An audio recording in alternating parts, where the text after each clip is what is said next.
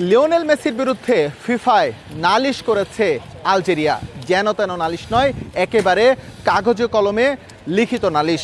তবে কি বিশ্বকাপের বাকি পথটুকুতে লিওনেল মেসিকে ছাড়াই খেলতে হবে আর্জেন্টিনাকে, এমন শঙ্কার কথাও শোনা গেছে বিভিন্ন জায়গায়। তবে বাস্তবতা কি বলছে সেটা ব্যাখ্যা করছি। তার আগে জানিয়ে নেই, শুধু লিওনেল মেসি নন, একই অভিযোগ জমা পড়েছে ম্যাকঅ্যালিস্টারের বিপক্ষেও। সেটা কি, আলজেরিয়ার বিপক্ষে প্রথম ম্যাচে মাঠে নামার পর ৩১ মিনিটে লিওনেল মেসি আলজেরিয়ার অধিনায়ককে একটি ফাউল করেন।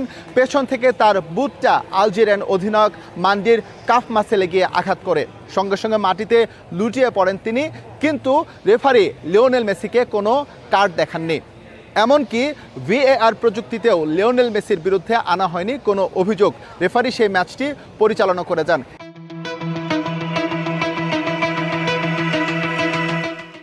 এবং ম্যাচের শেষের দিকে মাজার মুখে আঘাত করার অভিযোগ তুলেছে আলজেরিয়া ম্যাকঅ্যালিস্টারের বিরুদ্ধে। এবং এই অভিযোগটিও তাৎক্ষণিকভাবে ফিল্ড রেফারি যিনি ছিলেন বা ভিডিও অ্যাসিস্ট্যান্ট রেফারি ভিএআরের মাধ্যমে কোথাও কোনো অভিযোগ ধরা পড়েনি। কিন্তু পরবর্তীতে বিভিন্ন ভিডিও বা রিপ্লাই সব কিছু অ্যানালাইসিস করে মস্ত বড় একটা ফাইল তৈরি করে ফিফার সদর দপ্তরে অভিযোগ জমা দিয়েছে আলজেরিয়া।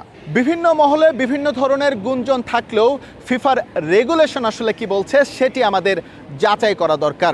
আমরা খোঁজ নিয়েছি, আমরা দেখেছি ফিফা বিশ্বকাপে ফিফার যেই রেগুলেশন রয়েছে সেই রেগুলেশনের 14-6 ধারায় কিন্তু স্পষ্টভাবে বলা রয়েছে এই ধরনের কোনো অভিযোগ যদি কোনো খেলোয়াড়ের উপর ওঠে সেটার সরাসরি দায় হচ্ছে রেফারির উপর।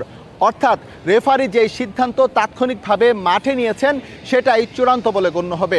এক্ষেত্রে পরবর্তীতে ফিফা কিংবা অন্য কোথাও অভিযোগ করে এখান থেকে কোনো প্রতিকার পাওয়ার সুযোগ নেই।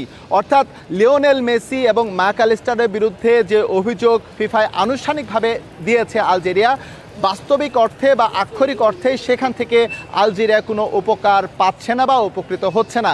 অর্থাৎ আর্জেন্টিনার হয়ে পরবর্তী ম্যাচগুলোতে লিওনেল মেসির খেলতে কোনো সমস্যা নেই, ম্যাকঅ্যালিস্টারের মাঠে নামতে কোনো সমস্যা নেই, এমনকি তাদের কোনো ডিমেরিট পয়েন্টও দেওয়া হবে না ফিফার পক্ষ থেকে। তবে যে ফিল্ড রেফারি যারা ছিলেন বা ভিএআরের দায়িত্বে যারা ছিলেন তাদের বিষয়টি বা তাদের পারফরমেন্সটি ফিফার যে রেফারিজ কমিটি রয়েছে তারা খতিয়ে দেখবে, তারা অ্যানালাইসিস করে দেখবে। সেখানে যদি তারা কোনো রকমের কোনো ত্রুটি খুঁজে পান তাহলে হয়তো বা সেই রেফারিদের এগেনস্টে ফিফা ব্যবস্থা নেবে। অস্ট্রিয়ার বিপক্ষে পূর্ণ শক্তির স্কোয়াড নেই বিশ্বকাপের দ্বিতীয় ম্যাচে মাঠে নামছে আর্জেন্টিনা এবং দ্রুততম সময়ে নিশ্চয়ই রাউন্ড অফ 32 টিকিট নিশ্চিত করবে বর্তমান বিশ্ব চ্যাম্পিয়নরা। ডালাস থেকে এস এম ইকবাল, সময় সংবাদ, যুক্তরাষ্ট্র।